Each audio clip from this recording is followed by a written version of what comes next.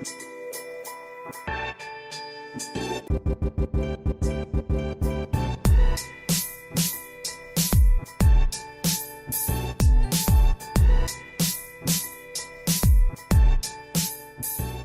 Fariana, we've thought of a flow of 3 or 4 questions.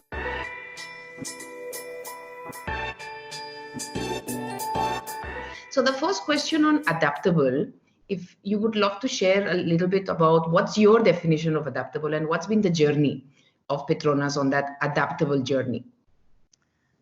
Thank you, Esther. I think we've been talking about adaptability and agility, and we've been using it in an almost interchangeable manner. Way back when the word became a buzz, and not necessarily linked to HR, right? Everybody's looking at how they can start ideating, coming up new ways of work, new ways of doing things, new business model, etc. So the notion of adaptability and agility has started in Petronas for a while now, and from our experience of going through business transformation, we've started not driven by HR. To be fair, it was driven by the business. Digital transformation. But what always comes back is like what Shaswat has mentioned, it's really not about the technology or the process. It's the ability of the organization and the people within the organization to be able to adopt a lot of these things to really make it happen. So what we found was, as we were shifting and looking at new ways of doing things, a lot of the time people felt that HR was a blocker instead of the enabler to a lot of change. And so, and recently when we're going through this whole pandemic issue where immediately Petronas had to stop and start thinking, we have to, we looked at it in 3 phases. Basically, one is just to manage the whole situation around, people's health, security, people's ability to able to deliver. Petronas, as you know, is part of essential business, so we had to have people going to the operations, but at the same time we had to manage also for those who are not essential staff, how would they work and how would we maintain productivity. What we saw was under this crisis, HR actually raised up and was able to project its value, when the pandemic happened, making sure that we've got the right processes to manage people who are under investigation, people who may be affected, tracing people. So we work very closely with the business, identifying who should be at work, who shouldn't be at work, who should be working from home. The fact that we already started our digital transformation also helped because, like what you're seeing today, overnight, we were able to provide an online platform for people to continue working from home without really impacting overall productivity. But at the same time, we realized that, whilst we're trying to make sure that we are able to stay ahead, and as you might be aware, under the oil and gas energy industry, we're probably one of the worst impacted. People are no longer traveling. The demand for energy went down. As you saw, the whole world's economy going down because of the lock-in condition. So we had to make sure that we're able to rebound when we are coming out, and so the organization, the leadership of Petronas worked together with HR as part of that leadership team, and decided to divide areas of focus. One is managing the crisis. The other one is looking at ways in which we can then step out in a faster way to be part of the whole rebound process. But the other one was really trying to understand the new way of working. Suddenly the whole world's going through a huge social experiment, and people who's been talking about working from home, suddenly realize that you can do this without having impacting any of the productivity levels. So we wanted to also use this time to start reimagining the future as well. We had people in HR working side by side with the business to start thinking it from that category. So going back to your point, I guess, what is adaptable HR? And I think the last few months we've been able to showcase that we're able to then align ourselves with the business, understand what is required, bring about problem solving techniques to allow them to be able to deliver business objectives, And we divided ourselves into these three parts. People who's going to be managing, the safety of people, making sure people are able to come back safely, if they're overseas, repatriating them, etc. Making sure our shared services didn't go down. So we used to have people in the shared services, having high-end PCs managing 24/7, but now we found that we can do that even when they're home. So services never went down.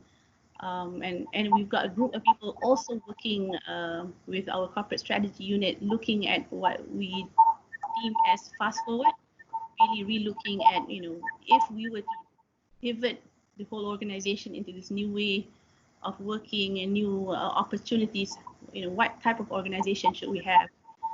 Petronas prides itself with, a clear purpose and shared values and culture. So now we're saying, we believe that a lot of those will remain, but the type of skills that we'll have to have in order for us to be able to pivot into this new way of doing things will be very different. So again, we're working together side by side with the business to start thinking of what those skills will be. We're also realizing that the power of collaboration is important. So HR then has to start thinking, it's not just about self-development. We have to start thinking about the team's development, what is required for us to collaborate better, and also what kind of leaders do you need in this new way, new world, new norm. Obviously one that fosters trust, better collaboration, multifunctional teams, etc. So those are some of the things that we're looking at, Esther.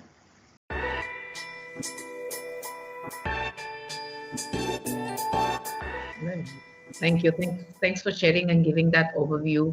And I love to understand a little bit more on the third layer when you were saying the new ways of working, reimagining the future, and using these opportunities, silver lining opportunity to really again taking that position of HR as an enabler and aligned to the business outcomes.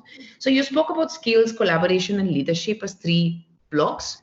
Can you tell us a little bit about maybe some of the big initiatives that you are leading as you go into that building for the future or reimagining the future of work?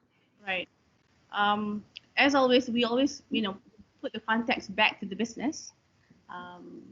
Like many other oil and gas energy company, we realize that there is a need for us to transition from the traditional oil and gas business that we have into one that looks at renewables as part of the energy mix, looking at how we can, I think there's a consistent view across the oil and gas industry today that if we're not the people who are charting the way for a cleaner environment in the future, we're not going to be able to exist for so long, right? There's a demand that is created upon us, and we've decided that if the change is required, then obviously the energy companies will have to make that step. So there's also already the imperative, Esther, as an industry, to move down the value chain of making sure that we're able to generate energy that is required for the global demands, but in a more sustainable way. And by doing so, we start reimagining the kind of businesses that we have to get into. Yeah. And how can we then, obviously it's a competition out there, although we're collaborating with the industry, but we also understand that, at the end of the day, it's collaborating truly to be able to provide a more sustainable solution for the world. From that context, then we said, if we were to start ideating new ways of doing things, if we were to start thinking of new business models, would the way that we're organized today be an effective way to make sure that we are able to deliver that? The way that we're organized by different business functions or different business silos, would that really deliver the new concept? And people already asking, is the way that we're structured now, or even the way that we define jobs, actually allowing us to collaborate better across? The way that we've defined performance management, for example, are the KPIs that we're setting ourselves helping us in coming together for a single objective, or we're still stuck in the way of doing the old ways So when we wanted to solve that problem, we realized a lot of that is actually in the hands of HR, because we're the one who defines the jobs, we're the one that who looks at how we're structured across. So about a year and a half ago, we started a project called Embark. This is a HR transformation, but again, it's HR to deliver overall business transformation. And one of the things we realized, in order for us to really move from where we are today to the new way of doing things, is really to start thinking of what would be the outcome or the North Star for us. And for us, it means the organization. And we came down to what we call EMAN, which is empowered, enabled, and agile organization. So that goes not only to the organization, but also to the individuals. Yeah. How do we enable someone to be able to do what they're supposed to be doing? How do we empower them, giving the right competency and capability and the right ecosystem to do that? And how do you allow them to have that agility? Yeah. A lot of the things we saw during COVID was we were able to solve things despite of this organizational structure. We were able to set up very quickly small units that were empowered to make decisions. Yeah. And we realized that if we allow them clear, if you give them clear objectives, yeah, clear mandate, they're very ready to make that decision, as opposed to the traditional way of, making sure that everybody has somebody who's looking over somebody, before we actually make the move. And that's what we saw as we grew in the last, as an organization. We started out very small, but obviously now we have 50,000 people. The whole governance, and I'm going back to what Shaz was saying, the whole governance structure and the way that we've organized ourselves, it became the impediment, Esther. So what we saw was, although we're still structured based on what is the job role, but if we understand what's the common outcome, we forget about the boundaries that we set for ourselves. And the question that was given to us was, if we can do that during this time, how can we make sure that we can sustain that same momentum and pace once we're out of this? So as part of the whole Embark exercise is to try to capture what has worked really, really well, and how do you make sure that that same thinking and mindset is able to be made as part of the new DNA that we want to create for us to be able to deliver this in a more sustainable way in the long run. Wonderful. Thank you. Thanks, Mariana, for sharing that with so beautiful storytelling as you take us through what you've gone through as an organization, as a business.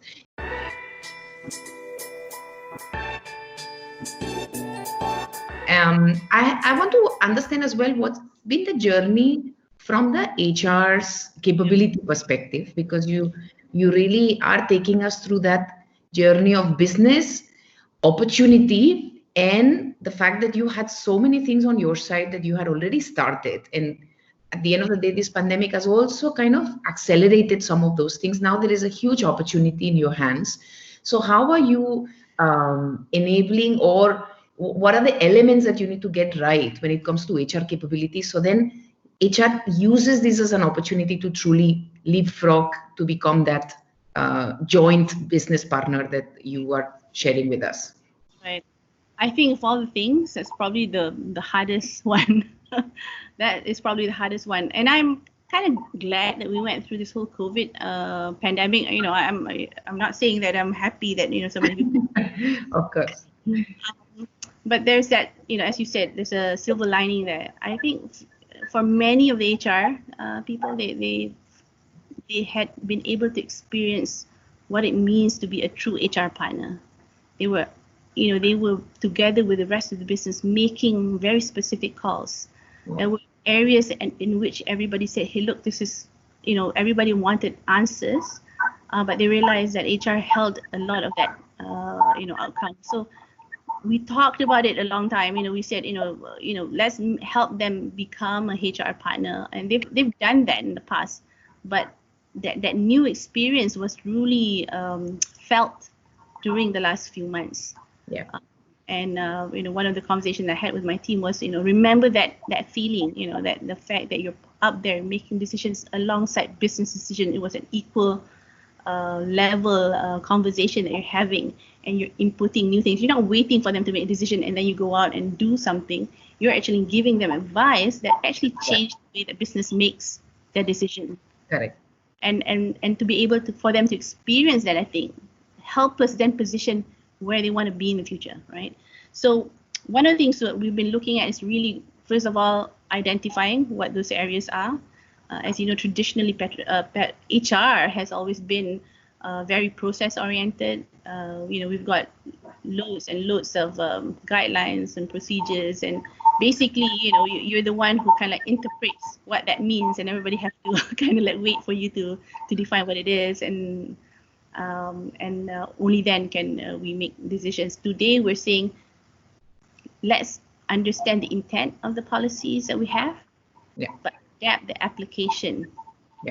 Ability to change the way that we think from thou shall do ABC to what is it that we're trying to achieve, and therefore what's the best way for HR to play its role in order for us to deliver that. It's a totally different way of looking at problems.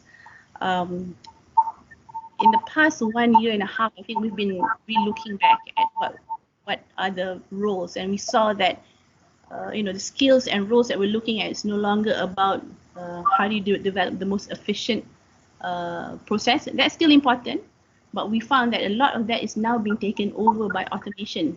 So we have new platforms that will help us do that, and we don't need so many people mulling over the kind of transactions to make sure that it's efficient. We now realize that if we move away from transactional stuff that will be taken over by automation, we can now focus a lot more on problem solving. So when we re-looked at the skills, we saw that consultative type skills were very important.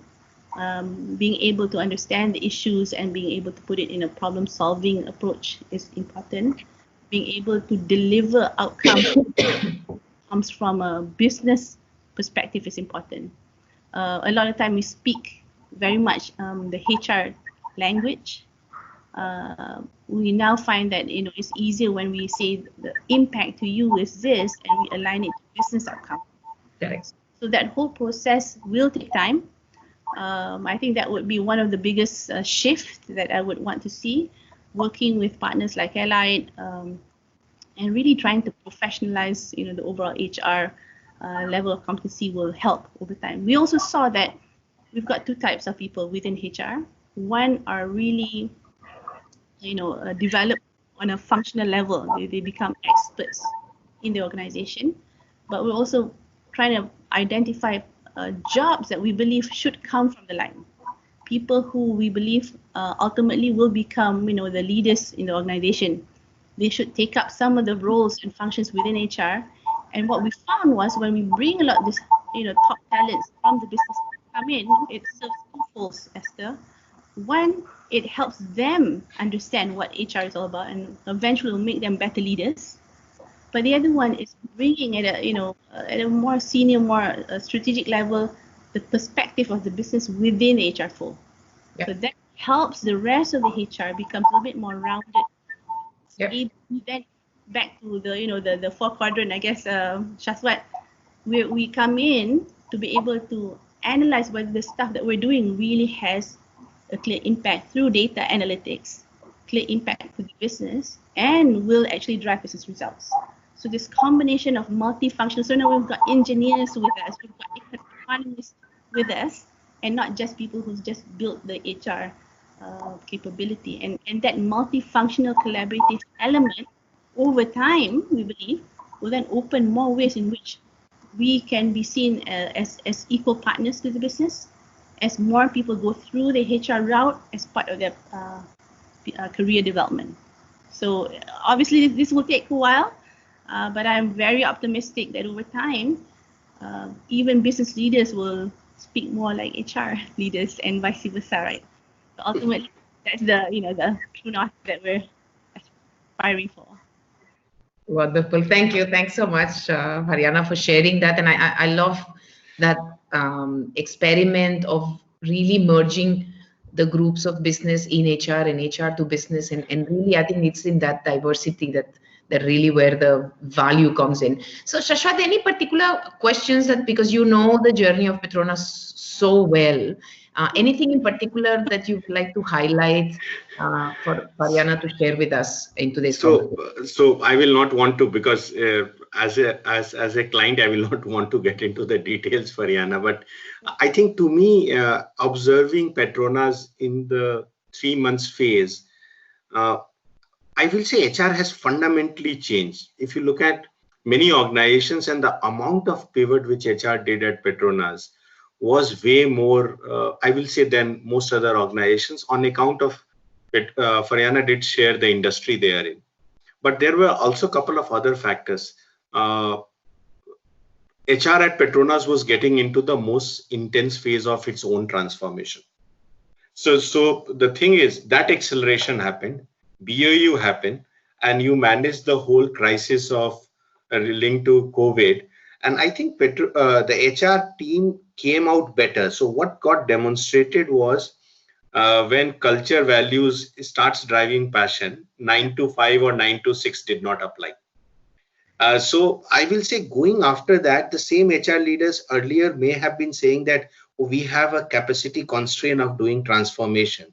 I don't think they will now ever say that again. They did so much more already that I think there is now an appetite to do much more, and they demonstrated it on their own. So Yeah. in that sense, that's the silver lining for. So they really experience what that impact will look like in real life. So now I guess they will be hungry to do that faster. So in that sense, it's a very different thing. And a lot of it happened because the anchoring was more on values and not really looking at a 9 to 5 job. So I think that ingredient was there, and that made it happen. So Faryana, I don't know whether you will agree with that observation, because to me, that was an extreme pivot. It was. I agree with you. And I think combined with COVID-19, we were, Esther, we were in the middle of, trying to, create sprints, and someone was saying, how can we do this? Because we're all, all over the place. We found that we're able to effectively still do a lot of that ideation and sprints with businesses via online platforms. So, we kind of like tick a few boxes at the same time. So what we thought what was an idea of how the new way of working would be in the future, we're designing it, we're actually going through it at the same time and realize how effective it is. But over time we realize that physical contact is still important. Now that Malaysia fortunately has managed to subdue a bit of the whole pandemic. We're now able to be back in the office. As you can see, I'm back in the office today. We found that a good dose of coming together, really seeing each other, collaborating, actually has put that extra on top of the stuff that we were doing in the past few months. I was really worried whether we would impact the whole team's transformation effort and energy, etc. But we realized, as what Shaswat mentioned, this is it's an outcome led, outcome-based measure. Productivity is measured based on what we're able to achieve, as opposed to the number of hours that we spent. And it worked really fine. So I think we're very proud of ourselves. Of course, we still have a few things that we have to deliver. One of the things that we wanted to do was, as mentioned, at the end of the day, what would be the most ideal outcome for our transition. We have identified 2 things that we thought was really important, which is the whole career development of people. So we're coming up with what we call this career marketplace that allows people to identify the jobs that they're in today and new jobs that they could aspire to take on. So it's like a supply-demand matching process. And if you're aspiring to go up a certain ladder, you understand the kind of skills and capabilities that you have to accumulate along the way to be able to get the job.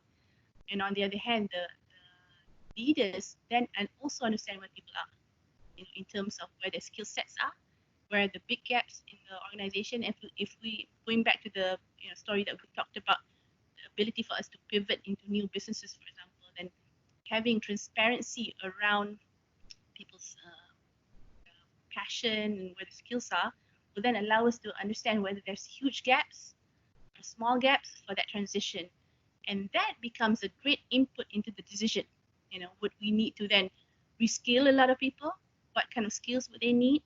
And if it's, if it means that we can't do that, it's a huge acquisition process, would it make sense? Or should we then start looking at, going through the non-organic way? Then should acquisition of skills, acqui-hire would be an option or strategy for us to pivot into that new business. So now we're seeing, the discussion around business strategies is very much around the people strategy and around the people portfolio that we have. And we're saying today, money is probably the easiest thing to do, but the resource that's really complicated is the resource of the people and talent and skills. So then, finally, I think we're at this, at the right place to really shape the business strategy in the long run. I think we've really managed to cover a lot of information and a lot of stories from both of your sides. So as I close, I would love to probably just a final message for CHROs who would be watching this episode.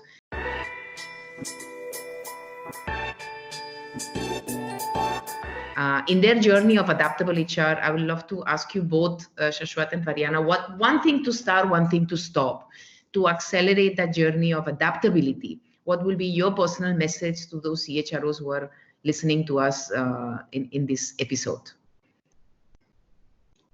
Shashwat, you want to say something first while I think? So okay, so Fariana, I will go first. Yeah. So for me, I think, and this I request all my clients, people I meet, is actually to look at HR from a lens of, Fariana, you did talk about business. Yeah. So how do you enable that? But my word of caution is HR is also not only about business. HR is not a services function. You are part of the business and you are a peer to the business. Because whenever it comes about long horizon decisions, business and HR many times will conflict. So if you genuinely believe organization capability and culture are the anchors on which organizations will compete, then HR is also custodian of employees and their trusteeship. And hence HR needs to balance that out. And it's a tough one because all the talk on HR transformation is about 3 pillars and serving business. That's not the end goal of HR. The HR has a bigger role there. So that's a start which I request for. I think we need to stop so many things which has continued for past. And Esther, I will not get into the details, but HR needs to really say what is non-value added. Yeah. It's a muscle memory, but needs to stop. So because that loads HR with so much work, it does not leave you space and energy to do other stuff. Yeah. Thank you so much. For me, Esther, I think start thinking that, I'm going to flip your point, Shashwat.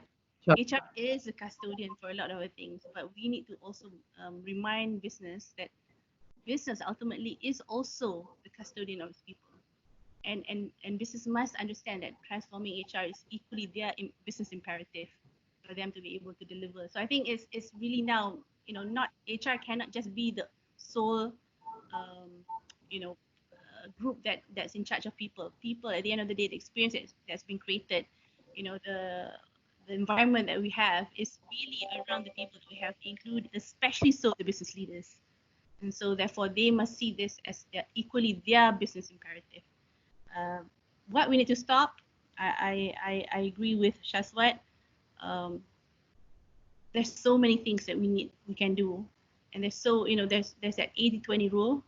I think we need to start thinking about that a lot more. HR loves, a lot of activity that creates immediate impact, but sometimes this could be going in different directions. So being able to say no to a lot of things actually makes sense. So I'll agree with you on the no bit. Thank you so much, Fariana and Shashwat, for your time. I think we've really learned a lot from both of you today with your stories, your facts, your authenticity, and really sharing with us what's worked for you. So thank you so much, Fariana, for taking your time. And it's great to see you back in office. So we're still looking for that to happen on this part of the world, but it gives us hope to see you that you're back in office. Thank you so much. Wonderful. Thank you, Shashwat, as well for being with us. So thanks, Esther. Thanks, Fariana, for the time. So I guess this was great conversation. Take care. Wonderful. Thank you. Bye.